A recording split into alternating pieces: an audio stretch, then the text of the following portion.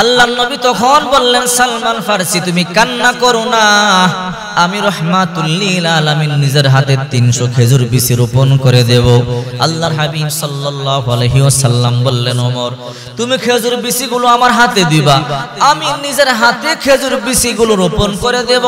আর আলীকে বললেন, আলী আমি যে খেজুর বিচি রোপণ করব তুমি পিছনে পিছনে পানি দিবা।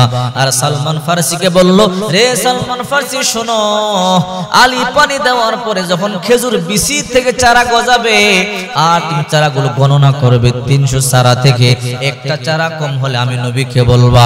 আল্লাহর হাবিব সাল্লাল্লাহু আলাইহি ওয়াসাল্লাম বিসমিল্লাহ বলে খেজুর বিচি রোপণ করতে দেরি, খেজুর বিচি থেকে চারা হইয়া খেজুর গাছে খেজুর ধরে পাকতে মুহূর্তের মধ্যে দেরি হলো না। সুবহানাল্লাহ। আল্লাহর হাবিব বরকতি হাতে খেজুর বিচি রোপণ করতে দেরি, আর মুহূর্তের মধ্যে এই খেজুর বিচি থেকে খেজুর গাছ হয়ে খেজুর গাছের মধ্যে খেজুর ধরে খেজুর পাকতে দেরি হলো না। সালমান ফারসি রাদিয়াল্লাহু তাআলা আনহু একজন বয়স্ক সাহাবী, তার বাড়ি পারস্য রোমে। যখন আল্লাহর হাবিব সাল্লাল্লাহু আলাইহি ওয়াসাল্লামের সংবাদটা পাইলেন আর সহ্য করতে পারলেন না, আমি কবে মদিনায় যাব, আল্লাহর নবীকে সরাসরি দেখব, ইসলাম কবুল করব। যখন একটা কাফেলা মদিনা থেকে সেই রোমে চলে গেল, যাওয়ার পরে সালমান ফারসি রাদিয়াল্লাহু তাআলা বলল, তোমাদের বাড়ি কোথায়? মদিনা। তোমাদের সাথে আমি যাব। একমাত্র ধনী পরিবারের সন্তান, বাবা ছিল এলাকার সবচেয়ে বড় পাওয়ারফুল মানুষ, ধনী মানুষ, টাকার কম নাই, ক্ষমতার কম নাই, কিন্তু আল্লাহ পাক রব্বুল আলামিন তাকে হেদায়েত দান করবে, দুনিয়ার কেউ তাকে বেঁধে রাখতে পারবে না। সালমান ফারসি রাদিয়াল্লাহু তাআলা ওই কাফেলার সাথে মদিনায় চলে আসলেন। আল্লাহর হাবিব সাল্লাল্লাহু আলাইহি ওয়াসাল্লাম তখন মদিনার মধ্যে আসেন নাই। আল্লাহর হাবিব সাল্লাল্লাহু আলাইহি ওয়াসাল্লাম তখন মক্কার মধ্যে। মদিনায় আসবার পরে সালমান কোথায় যাবে, কার বাড়িতে যাবে, কি খাবে, এই জন্য এক ইহুদির গোলাম হয়ে গেলেন। ইহুদি তাকে কিনে আনিল, ইহুদি দায়িত্ব দিল খেজুর গাছে পানি দিবে, খেজুর গাছ কাটবে, দেখাশোনা করবে। সালমান ফারসি রাদিয়াল্লাহু তাআলা ইহুদির গোলামি করে আর সন্ধান রাখে কবে আল্লাহর পয়গম্বর মক্কা থেকে হিজরত করে মদিনার মধ্যে আসবে। এমনিতে হঠাৎ করে আল্লাহ রাসূল সাল্লাল্লাহু আলাইহি ওয়াসাল্লাম হিজরত করে মক্কা থেকে মদিনায় চলে আসলেন। সালমান ফারসি রাদিয়াল্লাহু তাআলা সংবাদ পাইলেন, দেখবার জন্য চলে গেলেন। এত সুন্দর নবী জীবনে দেখে নাই, চোখের পানিগুলো সারিয়া কান্না করে। আল্লাহর হাবিব বলে, কি তোমার নাম? বলে সালমান ফারসি। তোমার বাড়ি কই? বলে পারস্য রোমে। এখানে কেমনে আসলা? ও পয়গম্বর, শুনতে পাইছি শেষ নবী আপনি হবেন, রাহমাতুল লিল আলামিন, মক্কা থেকে হিজরত করে মদিনার মধ্যে আসবেন। আপনাকে দেখার জন্য, আপনার হাতে হাত থেকে কালিমা পড়বার জন্য চলে এসেছি। বাবা মায়ের একমাত্র সন্তান আমি, টাকার অভাব নাই, পয়সার অভাব আমার ছিল না, কিন্তু অভাব ছিল আপনারই অভাব। ও পয়গম্বর, আজকে দেখলাম আশাটা পূর্ণ হলো। পয়গম্বর, কপাল আমার খারাপ, আমি একটা ইহুদির গোলাম। যদি আমি মুক্ত হইতে পারতাম, 24টা ঘন্টা আপনার সামনে থাকতে পারতাম, ও পয়গম্বর আপনাকে দেখতে পারতাম, তাহলে আমার কলিজা আরো ঠান্ডা হয়ে যাইত। আবার সালমান ফারসি তার মালিকের কাছে চলে গেল। মালিক বলল, কি রে সালমান, দেরি করলি কেন, মারধর করলেন? সালমান ফারসির মনের মধ্যে জ্বালা, যদি মুক্ত হইতে পারতাম, আল্লাহর পয়গম্বরের কাছে যাইতে পারতাম। একদিন, 2 দিন, 3 দিন সালমান ফারসি ছুটি চায়, আমি নবীর কাছে যাব, ছুটি দেয় না। ইহুদি বড় খারাপ, মুহাম্মদ আমাদের দুশমন, না না তোমাকে তার কাছে যেতে দেওয়া হবে না। আল্লাহর হাবিব সাল্লাল্লাহু আলাইহি ওয়াসাল্লাম এমন একজন নবী যার চেহারা দেখলে দুঃখ নিবারণ হয়ে যায়। আব্দুল্লাহ ইবনে সালাম রাদিয়াল্লাহু তাআলা বলেন, লাম্মা কাদিমান নবী আল মাদিনাতা জিতু ফালাম্মা তাবায়ানতু ওয়াজহুহু আরাফতু আন্না ওয়াজহাহু লাইসা বিওয়াজহিন কাযাব। আমি আল্লাহর পয়গম্বরকে দেখবার জন্য গেলাম। আল্লাহর নবী যখন হিজরত করে মক্কা থেকে মদিনার মধ্যে আসলেন, ফালাম্মা হাজারান নবী মিন মক্কা ইলাল মাদিনা ফাইন তাফাতিন নবী লাইহা মাররাতান বাদা মাররা ফাফাদাত আইনাহু বিদ্দুম। আল্লাহর নবীর চোখগুলো বেয়ে বেয়ে ঝর্ণার মতো মতো পানিগুলো পড়তেছিল। এক কদম কাবা ঘরের দিকে যায়, আর এক কদম মদিনার দিকে যায়। আল্লাহর পয়গম্বর টিকতে পারলেন না, এক কদম যায় আর এক কদম ফিরে আসে। এক পর্যায়ে লাফ দিয়া আল্লাহর নবী কাবা ঘরের দরজা গিলাফের মধ্যে দড়িয়ে কান্না শুরু করে দিলে, এ কাবা, মনের মধ্যে বড় আশা ছিল, স্বপ্ন ছিল, তোকে সামনে রাইখা প্রভুর কুদরতি কদমে সাজদা দিব, কোরআন তেলাওয়াত করব, কিন্তু পারলাম না। তোর সন্তানেরা এই মক্কার মধ্যে আমাকে থাকতে দিল না। নবী আমার চোখের পানিগুলো সারিয়া সারিয়া কান্না করিয়া আল্লাহর কাছে দোয়া করতেছে। আর মনে মনে চিন্তা, যদি কাবা ঘরে ঢুকতে পারতাম, 2 রাকাত নামাজ পড়তে পারতাম। একজন কাফেরের নাম হলো উসমান ইবনে তালহা, পরবর্তীতে মুসলমান হয়েছিল।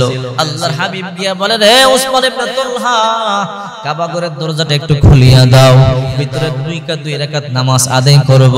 উসমান ইবনে তালহা আল্লাহর পয়গম্বরের ধাক্কা দিয়া ফালায়া দিলেন। নবীজির গর্দানটা ছিলে গেল, রক্ত বের হয়ে গেল। আল্লাহর নবী চোখের পানিগুলো সারিয়া কান্না শুরু করে দিল। আজকে আমার মা নাই, আজকে আমার বাবা নাই। যদি আমার মা থাকতো, যদি আমার বাবা থাকতো, আমার এমনি কষ্ট দিতে পারতা না। আমার দাদা নাই, দাদি নাই, এই মক্কার মধ্যে আমার চাচা নাই। তোমরা আমার শুধু মারো, আমি ক্ষমতা চাই নাই, টাকা চাই নাই, পয়সা চাই নাই, তোমাদের কাবার চাবি চাই নাই, মাত্র একটু খুইলা দাও, 2 রাকাত নামাজ পড়ে চলে যাব। উসমান ইবনে তালহা রাদিয়াল্লাহু তাআলা দিলেন না, ধাক্কা মারিয়া বের করে দিলেন। নবী আমার বলে, উসমান ইবনে তালহা শুনো, যে সাহাবীর জন্য তুমি আমাকে ধাক্কা দিলা গর্দানের মধ্যে, আমার কষ্ট দিলা, আমার গর্দানটা ছিলে গেল।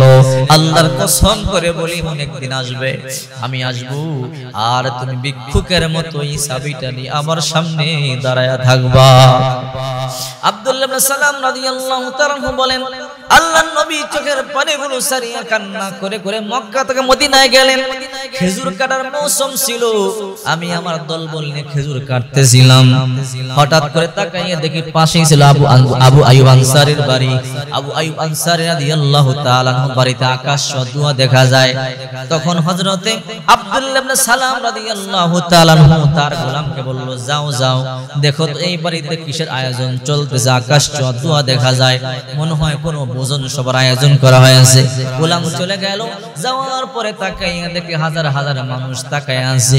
এমন একজন মানুষ, রাহমাতুল লিল আলামিন, নাম তার মুহাম্মদ, বাবার নাম আব্দুল্লাহ, বাড়ি মক্কা, কুরাইশ বংশীয় যুবক, এত সুন্দর মানুষ আর দেখি নাই। ওই লোকটা নাকি নবী, শেষ নবী, কালিমার দাওয়াত দিতেছে। ওই লোকটা দেখবার পরে, গোলাম দেখবার পরে দৌড়ায় চলে আসলো। আব্দুল্লাহ ইবনে সালাম বলে, কি দেখলাম? বলে, একজন মানুষ, তার নাম মুহাম্মদ, বাবার নাম আব্দুল্লাহ, শেষ নবী, মক্কায় থাকতে পারে না, স্বগোত্রীয় লোকেরা কষ্ট দিয়ে মক্কা থেকে বের করে দিয়েছে। আব্দুল্লাহ ইবনে সালাম রাদিয়াল্লাহু তাআলা বলেন, আমার ভিতরে তখনই বিশ্বাস হয়ে গেছে লোকটা সত্যি নবী হবে। তাওরাতে পড়েছি, জবুরে পড়েছি, ইনজিলের মধ্যে পড়েছি, শেষ নবীর নাম হবে মুহাম্মদ, বাবার নাম হবে আব্দুল্লাহ। হিজরত করে মক্কা থেকে মদিনার মধ্যে আসবেন। এবার আব্দুল্লাহ ইবনে সালাম দৌড়াইয়া বলে, আমি নিজেই চলে গেলাম। لما قدم النبي المدينة جئت فلما تبينت وجهه عرفت أن وجهه ليس بوجه كذاب। আমি নিজে গেলাম, ভালো করে সবার সামনে বসে পড়লাম, আর আল্লাহর হাবিবের চেহারা দিকে তাকায় রইলাম। এত সুন্দর মানুষ কোনদিন মিথ্যা কথা বলতে পারে না। আমি দাঁড়ায়া বললাম, মুহাম্মদ, সত্যি তুমি নবী হইলে 3টা প্রশ্ন তোমারে করব। যদি 3টা প্রশ্নের জবাব দিতে পারো, আমিও কালিমা পড়ব, কিন্তু 3টা প্রশ্নের জবাব হতে হবে আসমানি কিতাব থেকে। আল্লাহর পয়গম্বর তখন বলেন, কি প্রশ্ন বলো? 1 নম্বর প্রশ্ন, যদি সত্যি নবী হয়ে থাকেন অবশ্যই জবাবগুলো দিবেন। 3টা প্রশ্নের মধ্যে 1 নম্বর প্রশ্ন হলো, মানুষেরা যখন জান্নাতের মধ্যে যাবে, আল্লাহ পাক রব্বুল আলামিন মেহমানদারি করবেন খাবার দিয়া। আল্লাহ তাআলা কি খাবার দিবেন, কি দিয়ে মেহমানদারি করবেন? 2 নম্বর প্রশ্ন হলো, কিয়ামতের সর্বপ্রথম আলামত কোনটা? 3 নম্বর প্রশ্ন হলো, বাবা মার মিলন মাঝে সন্তান জন্ম নেয়, কখনো সন্তান বাবার আকৃতি পায়, কখনো মায়ের আকৃতি পায়। ও মুহাম্মদ, আপনি বলবেন কারণটা কি আমার? আল্লাহর পয়গম্বর বললেন শোনো, এক নাম্বার প্রশ্ন তুমি করেছো, যখন মানুষরা জান্নাতের মধ্যে যাবে আল্লাহ পাক রব্বুল আলামিন কি দিয়ে মেহমানদারি করবেন? এক নাম্বার জবাব হলো, মানুষেরা যখন জান্নাতের মধ্যে যাবে আল্লাহ পাক রব্বুল আলামিন মাছের কলিজা বুনা দিয়া মেহমানদারি করবে। এবার আব্দুল্লাহ ইবনে সালাম বলেন, সাদাকাতা ইয়া মুহাম্মদ, তুমি সত্য বলেছো, মিথ্যা বলো নাই। দুই নম্বর প্রশ্নের জবাব দিয়া দাও, কিয়ামতের প্রথম আলামত কি হবে? আল্লাহ হাবিব সাল্লাল্লাহু আলাইহি ওয়াসাল্লাম বলেন, কিয়ামতের 2 নম্বর আলামত হলো পূর্ব দিগন্ত থেকে একটা অগ্নিগিরি শুরু হবে, ওই অগ্নিটা মানুষদেরকে ধাওয়া করে করে পশ্চিম দিগন্তে জমায়েত করবে। আব্দুল্লাহ ইবনে সালাম বললেন, সাদাকাতা ইয়া মুহাম্মদ, সত্য কথা বলেছো। 3 নম্বর প্রশ্ন বলো, 3 নম্বর প্রশ্ন, মুহাম্মদ তুমি আমারে বলো, বাবা মায়ের মিলন মাঝে সন্তান হয়, কখনো বাবার আকৃতি পায়, কখনো মায়ের আকৃতি পায়, কারণটা কি আমারে বলো। আল্লাহর হাবিব তখন বললেন, রে আব্দুল্লাহ ইবনে সালাম শোনো, বাবা মায়ের মিলন মাঝে সন্তান যখন জন্মগ্রহণ করে, বাবা মায়ের দুইজনের বীর্যটা যুদ্ধ করে যেটা বিজয় লাভ করে, ওই আকৃতি সন্তান পায়, কখনো বাবার আকৃতি পায়, কখনো মায়ের আকৃতি পায়। আব্দুল্লাহ ইবনে সালাম বলেন, সাদাকাতা ইয়া মুহাম্মদ, সত্য কথা বলেছো, আর দেরি করতে চাই না, আমি একজন ইহুদি আলেম, আল্লাহর কসম করে বলি আপনি মুহাম্মদুর রাসূলুল্লাহ, শেষ নবী ও পয়গম্বর, এই মুহূর্তে কালিমা পড়ে মুসলমান বানায়া দেন। লা ইলাহা ইল্লাল্লাহু মুহাম্মাদুর রাসূলুল্লাহ সাল্লাল্লাহু আলাইহি ওয়াসাল্লাম মুসলমান হয়ে গেল। ওইদিকে সালমান ফারসি রাদিয়াল্লাহু তাআলা আনহু চোখের পানিগুলো সারিয়ে কান্না করে করে ইহুদি থেকে ছুটি নিয়ে আসলেন। ইহুদি, এত বছর ধরে আপনার গোলামি করি, কোনদিন নিজের দেশে যাওয়ার জন্য আপনার কাছে ছুটি চাই নাই, কোনদিন কোথাও বেড়াতে যাওয়ার জন্য আপনার কাছে ছুটি চাই নাই, একটু ছুটি আমারে দেন, আমি মদিনায় যাব, আল্লাহর নবীকে দেখবার জন্য যাব।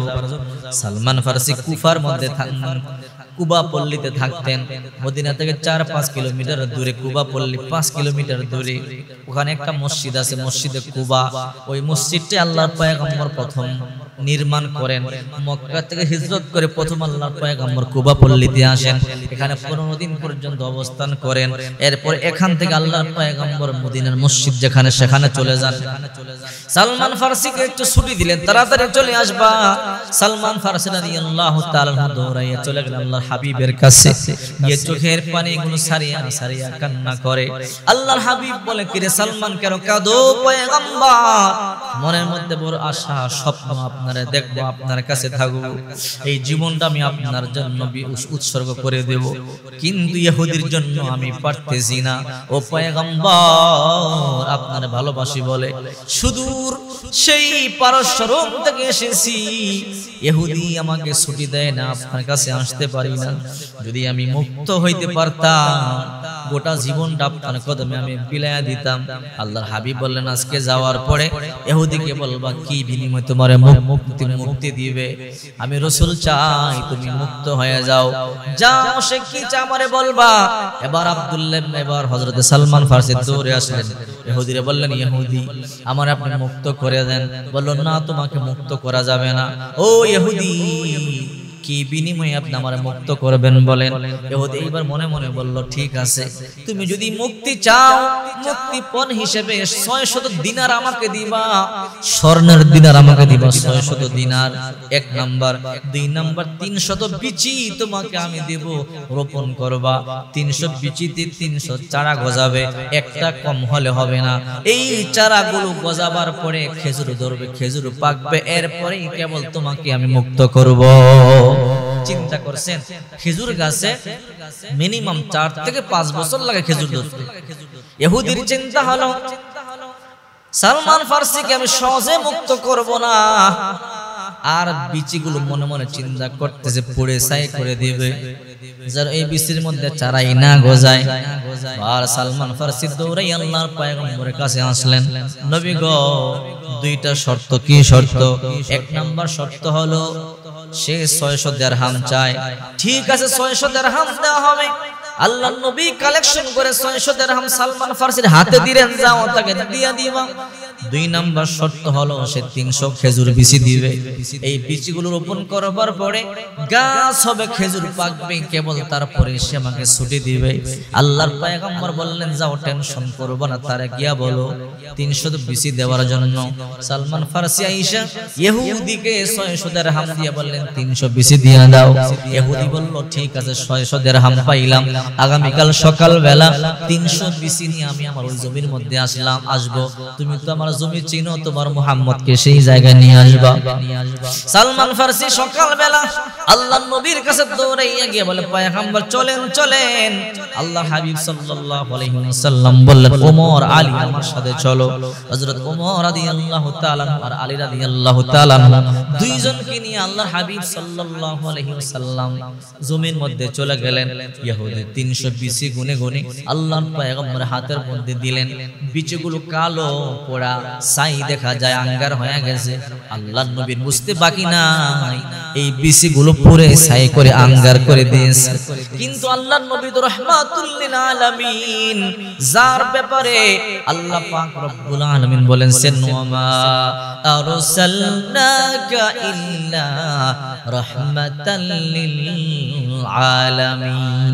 আল্লাহর হাবিব সাল্লাল্লাহু আলাইহি ওয়াসাল্লাম বিচি হাতের মধ্যে নিয়ে বুঝতে বাকি নেই বিচিগুলো পোড়া ছাই বিচি, আঙ্গার করা বিচি।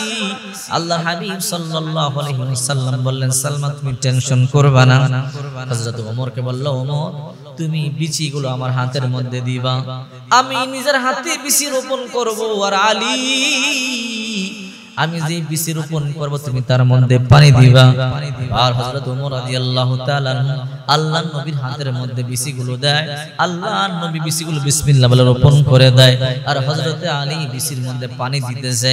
ওইদিকে ইহুদি হাসতেছে মনে মনে, এই বিচি কখনো চারা গজাবে না, খেজুর গাছ হবে না, আর সালমান ফারসি কখনো মুক্তিও পাবে না। নবী আমার বিসমিল্লাহ বলে বিচি রোপণ করে হযরত আলী পানি দেয়। পানি দিতে দেরি সাথে সাথে গাছ হয়ে যায়। আল্লাহর নবী রাহমাতুল লিল আলামিন একটা দুইটা করে 300 বিচি রোপণ করে দিলেন। আল্লাহর হাবিব বিচি রোপণ করবার পরে পিছনে তাকাইয়া দেখে বিচি রোপণ করতে দেরি মুহূর্তের মধ্যে পুরো জমিটা বাগানে ভরে গেছে।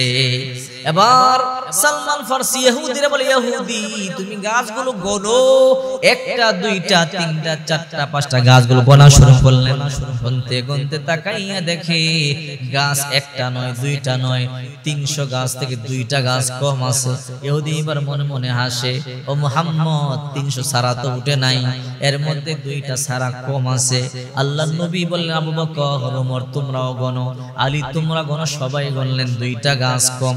আল্লাহর নবীর চারা লাল হয়ে গেল, নিজের হাতে বিচি রোপণ করলাম 2টা চারা কম কেন? আল্লাহর নবী খেজুর বাগানে চোখের পানি সারিয়া কান্না করলেন, হাত তুলে বলে আল্লাহ গড়ো না বুঝলাম না। জিবরাইল আয়েশা বলে নবীজি কয়টা চারা? বলে 300 হবে, 2টা কম। ও পয়গম্বর আপনি যেগুলো রোপণ করেছেন সবগুলো উঠেছে, 2টা বেশি আপনি রোপণ করেন নাই। নবীজি বলে তাহলে কে রোপণ করেছে? আপনার সাহাবী ওমর রোপণ করেছে। ওমর তুমি কি 2টা বেশি রোপণ করেছো? বলে হ্যাঁ ইয়া রাসূলুল্লাহ আমার হাতে 2টা রোপণ করেছি। আল্লাহর হাবিবকে আল্লাহ বলে ও আমার বন্ধু মুহাম্মদ একটু অপেক্ষা করেন, কিছুক্ষণ পর বাকি 2টা বেশি উঠবে। বলে আল্লাহ 2টা বেশি উঠতে দেরি কেন? বলে ওই 2টা বেশি ওমর রোপণ করেছে, কারণ ওমরের বিচিগুলো যদি আপনারা সমানে সমানে উঠে যায় আপনার শানের কমতি হয়ে যায়।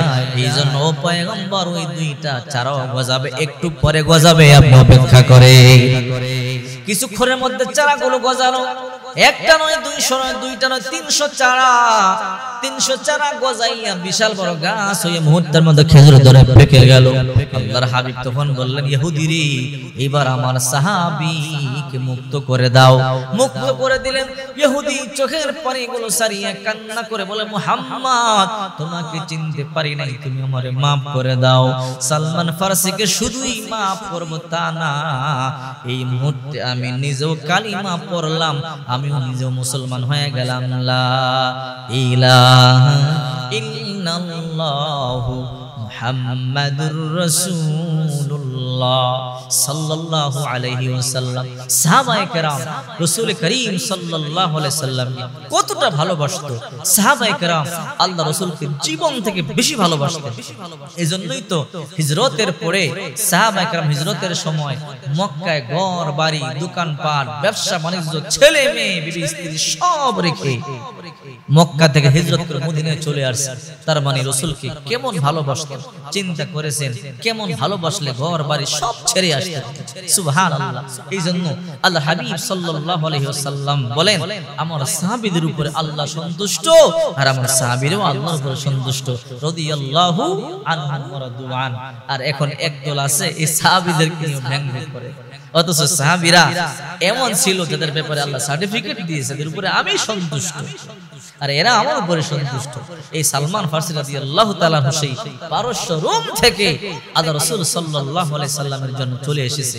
তারা মানে আল্লাহ রাসূল সাল্লাল্লাহু আলাইহি সাল্লামকে কতটা ভালোবেসেছে আর নবীজিকে কতটা ভালোবাসলে তার ঘর বাড়ি বাবা মা এত ধনী একজন যুবক সে পারস্য রোম থেকে আসতে পারে। সুবহানাল্লাহ। এইজন্য আসুন আমরা নবীকে ভালোবাসি, নবীজির সুন্নাতগুলো আঁকড়ে ধরি। আল্লাহ নিজে বলেছেন, কুল ইন কুনতুম তুহিব্বুনাল্লাহ ফাত্তাবিউনি ইউহিব্বুকুমুল্লাহ ওয়া ইয়াগফির লাকুম যুনুবাকুম। হে নবী, আপনার উম্মতদেরকে বলুন যদি তারা আমাকে ভালোবাসতে চায়, আমার ভালোবাসা পেতে চায়, তারা যেন আপনার অনুকরণ করে, আপনার অনুসরণ করে। যদি আপনার অনুসরণ করতে পারে, আপনার অনুকরণ করতে পারে, ইউহিব্বুকুমুল্লাহ, আমি আল্লাহ এদেরকে ভালোবাসবো। আর ওয়া ইয়াগফির লাকুম যুনুবাকুম, এদের জীবনের যত গুনাহ আছে আমি আল্লাহ মাফ